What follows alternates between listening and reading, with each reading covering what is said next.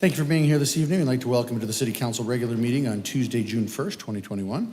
This time, I'd like to call this meeting to order and invite Bishop Bradley DeWitt from the Church of Jesus Christ of Latter-day Saints from the El Dorado Ward to please come forward. He is going to offer us our invocation this evening, after which we'll have the Pledge of Allegiance led by Councilmember Henry Wade, if you'd be so kind. So if you'd please rise. Right there, and there's a little button that makes sure you push so the green light is on. Our dear Father in heaven, we're thankful, Father, for all our many blessings, and we acknowledge thy hand in our lives. We know that thou art a loving Father and that is anxious to bless his children. We're thankful, Heavenly Father, for the community that we live in and for this council and for the leadership that they show as they try to advance this community and to protect it, the things that are good and right in it. Bless them to be inspired by thee. Bless them to remember in very personal ways the things that made them choose this course in their lives, that they have been given gifts and talents of thee to be leaders in the community and to have ideas that can bring us forward and move forward in a positive way. Bless this community. Bless it that it not be cursed with disease and dangers as we have seen over the past year. We acknowledge that we are blessed and we are recovering, and we ask that thou would continue to protect all of those. We please bless those that are in poverty and that are struggling, that we as a community can bolster them up and help them. Please, we ask for thy presence this evening as this business is conducted, that we will remember the source of which all blessings come. We love thee, Heavenly Father, and we say this in the name of Jesus Christ. Amen. Pledge allegiance to the flag of the United States of America and to the republic for which it stands, one nation, under God, indivisible, with liberty and justice for all. Thank you. Thank you, Bishop. Appreciate it. That'll take us to the roll call, please. Councilmember Learman? Here. Councilmember Manfredi? Here. Councilmember Marsh? Here. Councilmember Vidiello? Councilmember Wade? Here. Vice Mayor Smith? Mayor Price? Here. Mr. Mayor, we have a quorum. Great, thank you very much. Councilmember Manfredi, if you need something, just be sure to pipe in and we'll turn the time over to you. At this time, that'll take us to item 3, which is proclamations, acknowledgements, and awards. We do have something on the agenda at this time, but that actually has been postponed until the next council meeting, so we'll do that next time. At this time, that'll take us to the report from the mayor and the city council. So council, I'll turn the time over to you. We'll start with the vice mayor and then move to Councilmember Marsh. Thank you, Mayor.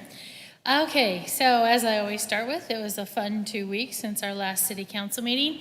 One of the things that happened this past 2 weeks is the mayor, myself, and Councilmember Learman actually met with a group of artists to consider starting a Friends of the Arts group. And so I'm really excited about that. We had our first meeting and we decided to open it up to a bigger crowd. So the next meeting, if you're an artist or you love art and you're interested, is tomorrow night, 5 o'clock at the library. And the whole goal in terms of just lifting up arts in the city of Maricopa and actually also fundraising for the arts in the city of Maricopa. So we're excited about that. I also attended the gift class. And I was talking with the city manager. I'm like, yeah, there was a lot of legalese talk there. But I walked away with a lot of information in terms of better understanding the gift clause, and especially as it's associated with economic development. So that was very educational and hopefully allow me to provide some different information as needed when we face those types of circumstances. We had our senior lunch and learn, and our city manager was our guest speaker, and the class was packed and very well received. They really enjoyed hearing from our city manager. Our next one is actually June 18th at 11 o'clock at Copper Sky, and the guest speaker there is Exceptional Healthcare. So that should be a lot of fun learning about what this new hospital is going to bring to the city. And then this morning, I attended the MAG Economic Development Committee, and a lot of exciting talk about what's happening in Maricopa County in regards to their transportation plans. And I am so looking forward to one day hearing from the court system on our transportation plan so that I can share that as well. But aside from transportation, a little bit of information on diversity in terms of housing.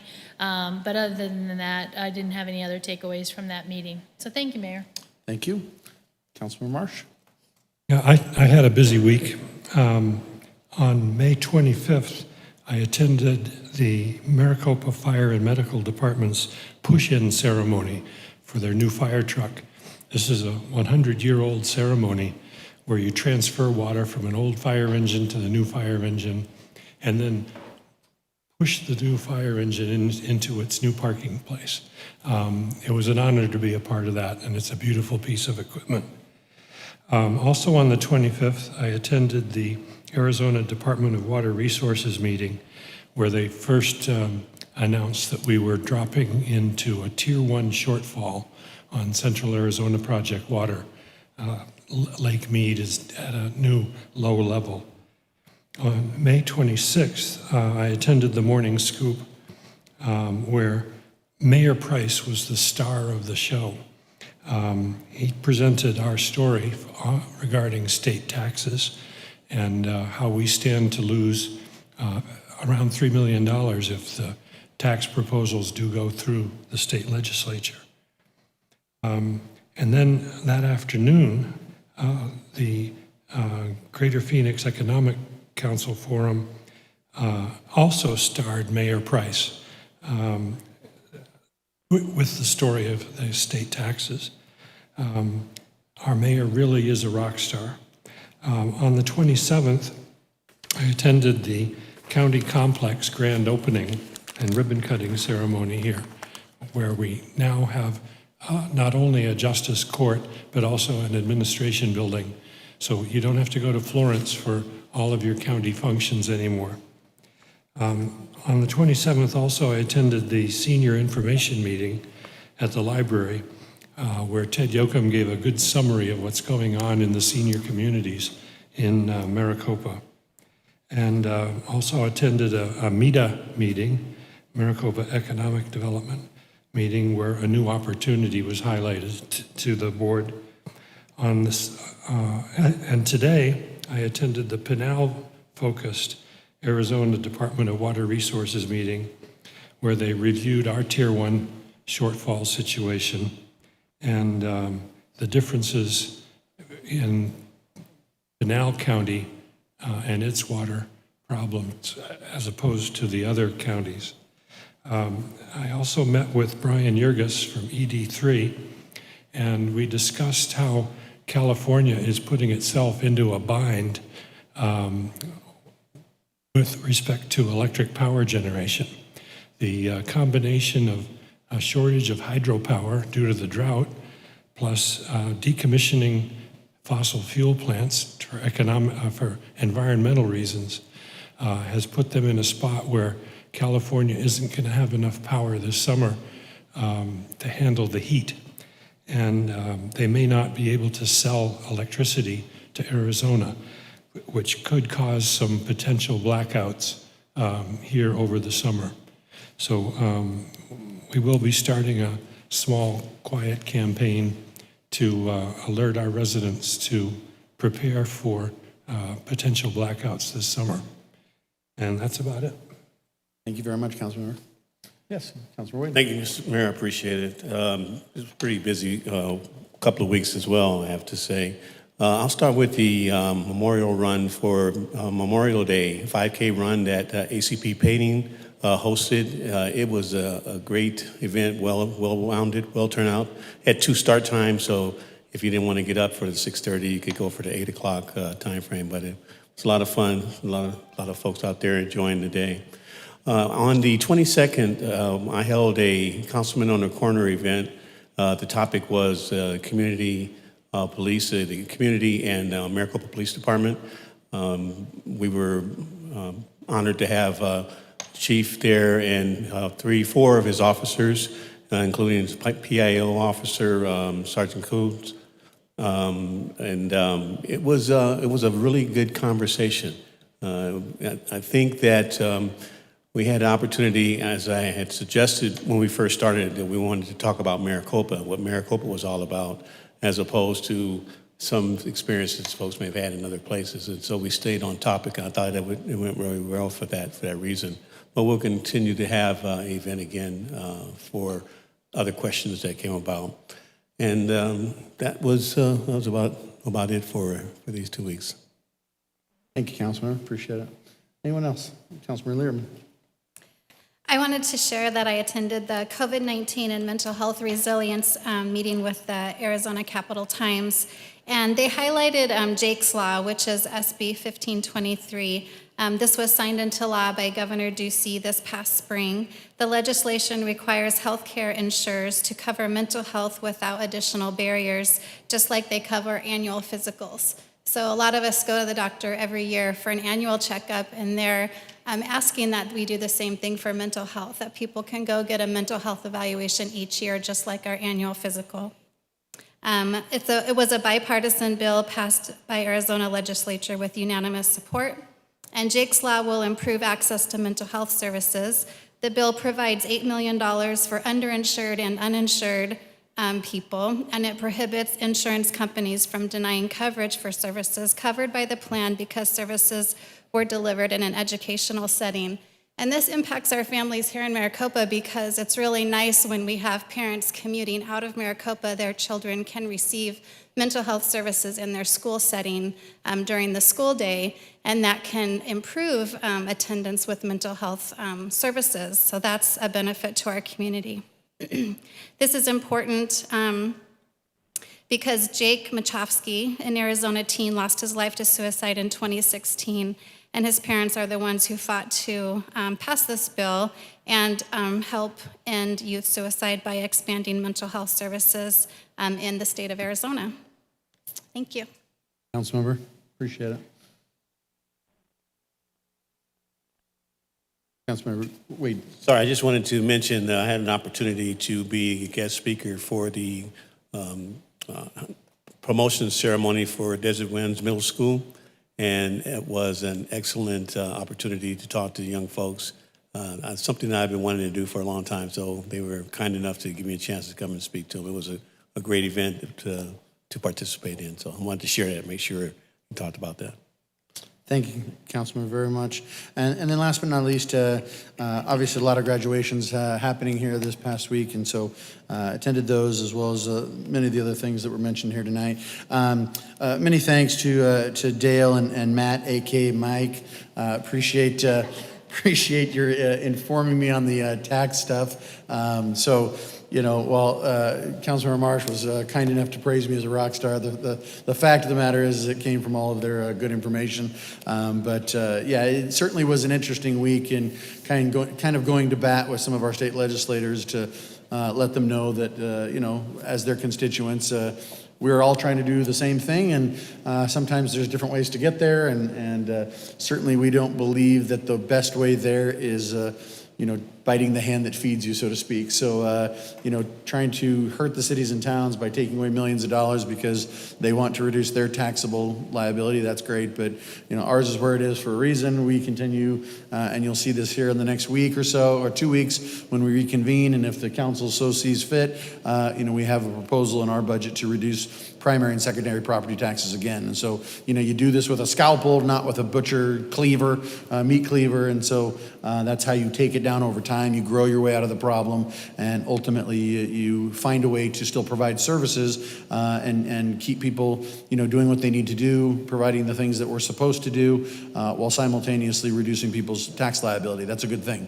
But if you just lop it off, you know, bad things can happen, and that's kind of what's on the verge here, and what we're fighting against is that we all believe in lower taxes, but there is that proverbial law of diminishing returns, and once you cross that threshold, it can be really, really hard project to ever come back and be able to provide things like 911 services, which are already underfunded and, needed to be consolidated in this state. And so, you take that and you multiply it across the board, and DCS or Highway Patrol or, our own police and fire or anything else that we do here in the city. And again, it's a real problem. So anyways, I certainly didn't mean to make anybody mad at us, but I wasn't going to let them get away with stuff either. So had to call them on the carpet a couple times, and hopefully that doesn't put us in the crosshairs too badly. So apologies if it does, but if it doesn't, then certainly we let our point be known. With that, also, again, the state budget is the topic of concern, and they are in recess, or at least the House is in recess. I think the Senate is as well, until the 10th of June. So we'll see what horse trading is going on behind the scenes and see what they come up with. They've got till the 30th of this month to come up with a law sent to the governor. Otherwise, they break state law, and that's when they go around turning off clocks in the area so that they can pretend that the day has stopped. So that's a whole other story. But that's the way the sausage is made, folks, at the state legislature. So if you're ever bored and need some entertainment, budget time is the time to go visit. So anyhow, that concludes our reports this time. We'll turn that over to the report from the city manager. Nothing at this time. Thank you, city manager. And that'll take us to the call to the public. This time, please step forward if you wish to address us. Got 3 minutes. Okey doke. I don't see anyone coming forward, so we'll go ahead and close the call to the public this time. Thank you very much. That'll take us to the consent agenda. The consent agenda is items 7.1 through 7.5. Council, is there any questions or concerns on consent at this time? Okay, there's a motion. Is there a second? There's a second here. Any further discussion on consent at this time? Seeing none, all in favor say aye. Aye. Thank you. Aye. Thank you, Councilmember. That passes unanimously. And that'll take us to item 8, which is the regular city council meeting agenda. 8.1 is a presentation. The mayor and city council shall hear a presentation by the city engineer, Eduardo Raúlez, or MAG, Emerging Technologies Pilot Program. This is Code Green, and this is for discussion only today. And I apologize, I did not pronounce your last name right. Could you say that for me? Don't worry about it. Nobody can. I want to get it right. So Raudales. Raudales. Yeah. I can get it. Yeah. Raudales. I'll eventually get it. Eduardo is fine. I think I get that one. Mayor Price, members of the council, the Arizona Department of Transportation and the Maricopa Association of Governments will be installing on John Ware Parkway a new automated signal timing plan generator called Code Green. Next slide, please.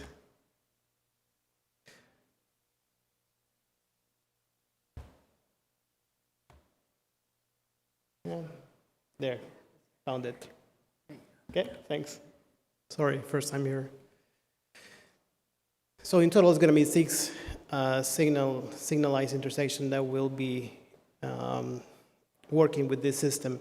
The system consists basically on a computer that will take counts 24/7. As you know, whenever we need counts, we have to send someone and wait weeks to get someone there, and they will only take 1 or 2 days maximum. This system will be taking all counts and movements for months, 24/7, which will give us very good data about all the people traveling through John Ware Parkway and all the people coming out or out of the city through the 347. MAG is sponsoring this project, and it will be totally on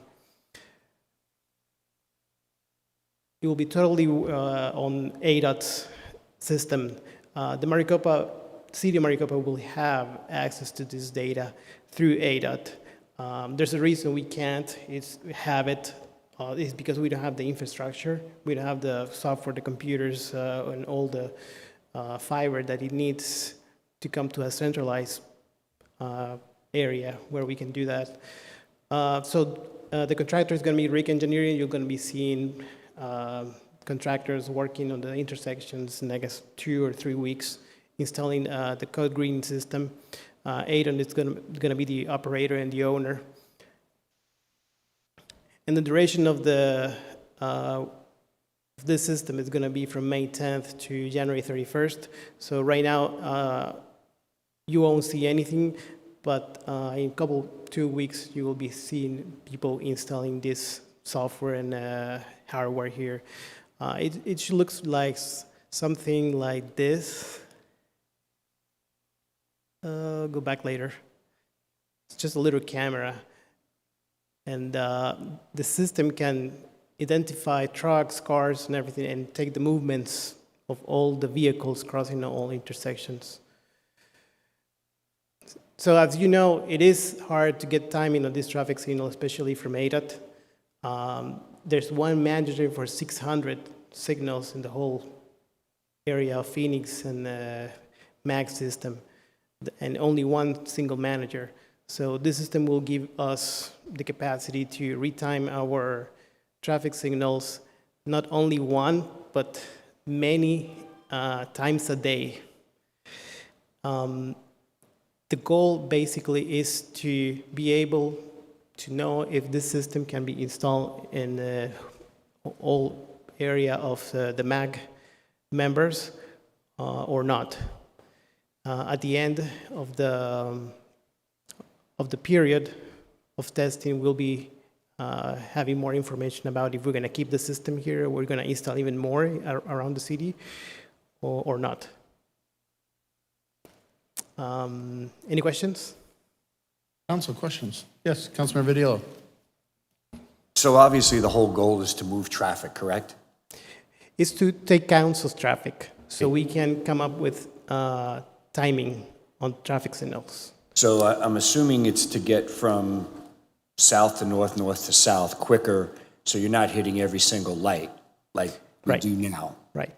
So that's going to take weeks to determine, and then will they be set at that time, or is that going to take another 3-6 months? In 2 weeks, we're going to be installing that, and the timing, it might depend on ADOT's manager. He will analyze the data given by the software. The software can produce plans by the hour. The problem is that they want to test it before in their software before they put it in our traffic signals, because if it's not acceptable, then it will create congestion and confusion through John Way Parkway. Now, being that school's out, people are on vacation, is this the proper timing to be doing this? Because the amount of traffic during the summer is probably a lot less with buses, people being driven to school. So will that number be cut down because of that? And then maybe we're not going to get the true timing of everything that's going on and the amount of volume that's going on over the next couple weeks? That's the beauty of it, because it's going to be installed from June to January 31st. So we're going to know not only summer, but we only see how traffic increases or decreases during summer and during the time we receive people from other states or Canada in the city. Council, one point of clarification. I want to make sure our citizens understand that the solution to traffic is not just signal timing. There are actual infrastructure, construction things that have to be done too. So it will enhance their ability for timing, but it will also help us understand what those construction elements are, which cost time and money to do, some of which we've already discussed with you previously. Right. The data will help the city to plan infrastructure. It's not only for ADOT, but it's also for the city. And ADOT and MAG requested the city to collaborate for 2 reasons. One, because we respond fast, and 2, because of the simplicity of a John Way Parkway compared to the rest of the Phoenix area. Councilmember Marsh. Yeah, this pilot extends from the north boundary to Hathaway. Is there any chance to extend the pilot the other half of the city down to Ak-Chin? Not at the moment. ADA has made a determination that is only going to be within the city limits, the city of Maricopa. Any other questions at this time? Thank you very much. We appreciate it. Thank you. It's exciting to see that we're moving forward on some of those challenges that exist here with a growing population. So 8.2, this is the mayor and city council. So here a risk and safety development update. This is for discussion only. Josh? Or not? I'm not Josh, but I'm just reading what the agenda says. you're good. Feel free to call an audible. Well, good evening, Mayor and City Council. My name is Mel Thompson. I'm your Risk and Safety Administrator for the City of Maricopa. And my purpose for being here tonight is to share with you significant outcomes that come from decision-making that you've made and your leadership has made the past several years. So let's go back to 2018. One of the first things that you did in your leadership was to form a risk management team. And it wasn't just any team. It was a team that was your executive leadership. These were individuals that were your decision makers. They were your influencers. They were your leaders. These were the people that were going to set the stage for safety within the employees and your staff. In July of 2019, you separated from the trust. This wasn't an easy thing to do. You challenged the status quo. You didn't do what every other city did. And so you went out on your own and you challenged it. You took that risk. And so tonight we're going to look at some of the benefits that come with that risk. And the third thing you did is you created a city manager position in the fall of 2019. And so you put one more commitment there to the safety for the employees and for your city. And what was the result? Since fiscal year 2019 and 20, your premium on all lines of coverage were well over $1 million. So thank you for challenging the status quo. But it doesn't stop there. We need to look at the data that really drives those decisions. And any lean management and risk management, we look at that principle of the Pareto rule, where 80% of the consequences come from 20% of the causes. And this is a perfect example. So if you look at your claims in 2019 and 2020, just looking at workman's comp, that one quarter, because you have workman's comp, general liability, property, and automotive, one quarter of them is 77% of your impact. So where are we going to hone in? Where are we going to focus? We're going to focus on work comp. And if you look at 115 claims, 89% of them were work comp. So this gives us a great path, a great direction, and a great focus of where we need to spend our time. If you look at the right top-hand corner, your total incurred for the policy year 2014 to 2018, those 4 years, you had 220 claims, just under $1 million. 2019, 2020, you still had 115 claims, which was half. However, you were at 123,000. So your severity, which is known as your cost, was much lower. So the difference of that is a savings of $873,000. Well, you say, well, that's not fair because you put 2014 with 2018. That's 4 years, and you're comparing 2 years. We'll break it down each year. So from 14 to 18, you're at $249,000 versus looking at 19 and 20 at $53,000 per year. But it gets more staggering because if you look at 2014 to 2018 at the chart, if you look at the lower left-hand corner where it says 22, that's 22 claims that are well over $10,000 in cost. 13 claims over $25,000 in cost. 4 claims greater than $50,000, and 1 claim greater than $75,000. Again, that's years 2014 to 2018 when we were in the trust. What happened in 2019 and 2020? 1 claim greater than $10,000, and that's an $18,000 claim. Just one. So again, what happened? Those 2 years, it was your decision making. It was taking a risk. Sometimes those risks are good risks, and in this point, a very good risk, and looking at your leadership and allowing them to do that. So, hats off to you. Let's even look at premium savings. This year, we knew we were going to get hit hard with insurance. With everything happening in the market nationwide, we knew that insurance premiums were going to go through the roof. So if you look at the purple number at the bottom, it says the 10,000 or the 10%. We were bracing for a 10% increase of a little over $1 million. So we started to look at that in the spring. We started to find out what our quotes were coming in at, and these are actual numbers when I'm looking at the quotes.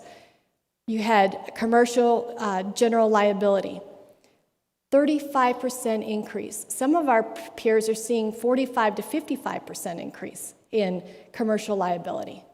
Auto liability, 19% increase. Umbrella, 23% increase. Property, 14% increase.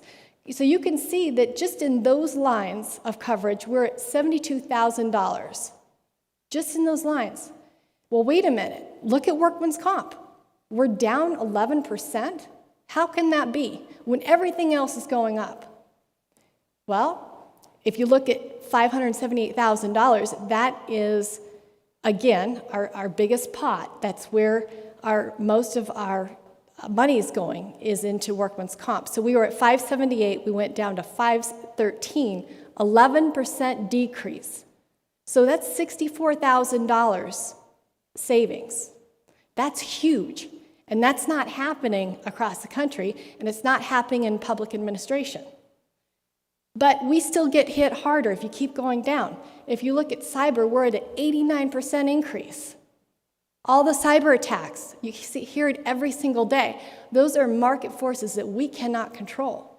So when it's all said and done, we are bracing for a 10% increase. We're at a 4% increase. That is phenomenal. So again, $64,000 in savings, all lines of coverage, increased by $93,000, but we reduced it by $64,000. So what factors, let's talk about that 11%. What factors influence that? Well, here's a whole series of factors that you look at for workman's comp. But the ones in red I want to highlight and share with you. So claims reported within 0 to 3 days. That's something we can control. And our peers in public administration on a national level, their scorecard came in at 62%, where they reported between 0 to 3 days. We came in at 89%. Average claim duration, how long a claim is open. Our national peers came in at 226 days. We came in at 92 days. And last but certainly not least is experience modification number. It's called your EMOD. We were at, last year at this time, at 0.99. Average flat is 1. We are now at 0.75, which is remarkable. In 2015, our EMAD was 1.66. That's terrible, absolutely terrible. So we went from terrible to average to outstanding. Whoops. But we still have more work to do. So now we need to work on that 5%, that close those processes. We have these claims, but are we learning from them? Are we investigating? Are we asking why? Are we spending the time to talk to one another about root cause analysis, start doing risk mapping, and start talking to people, our teams, about near misses and making sure they're not penalties, but they're creating learning opportunities? Are we sharing that with all of our departments and all of our staff? Our assessments and training, are we constantly training, and are we looking at better ways to do things through our assessments and our evaluations? And studying trends and losses. We need to be very careful and look very cautiously at all of the questions that come in on those applications, because those are what challenge all of our operators. Those questions that come in from our underwriters, those aren't built in a vacuum. Those were made on a national and global scale to say, here are our losses. We challenge you, City of Maricopa, all your departments, all your operators. We are going to see if you have any vulnerabilities, so we can learn from that. We can study that, and that's our roadmap. And we can create a safety culture. We've already started creating one. We still have a lot of work to do, but we can work it also not only horizontally with all of our decision makers, but also vertically with all of our staff, and also bringing risk across all our departments to keep our city and our employees safe. Any questions? Council, questions for Mel at this time?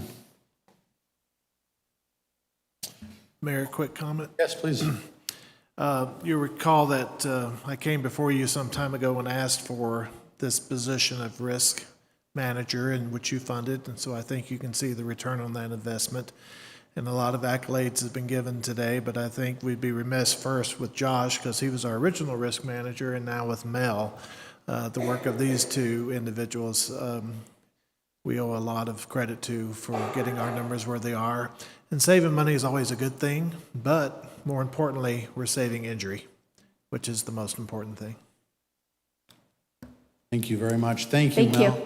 Thank you, Josh, for your previous work on that. And yeah, I agree. It's, I think that, you've seen some of the things in the news recently about challenging the status quo, and I think that's the whole reason for it and the purpose for it. So if we can, help the employees be safer, have a better work environment, and certainly save the taxpayers some money along the way, that's kind of a win-win-win for everybody. So, all right, any further concerns, questions? Nothing else on the agenda? Just go ahead and start bringing up subjects. That makes Dennis really nervous. So.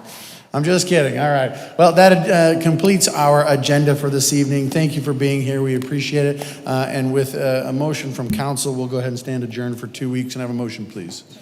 Motion and a second. Any further discussion? Seeing none, all in favor say aye. Aye. Any opposed? That motion carries.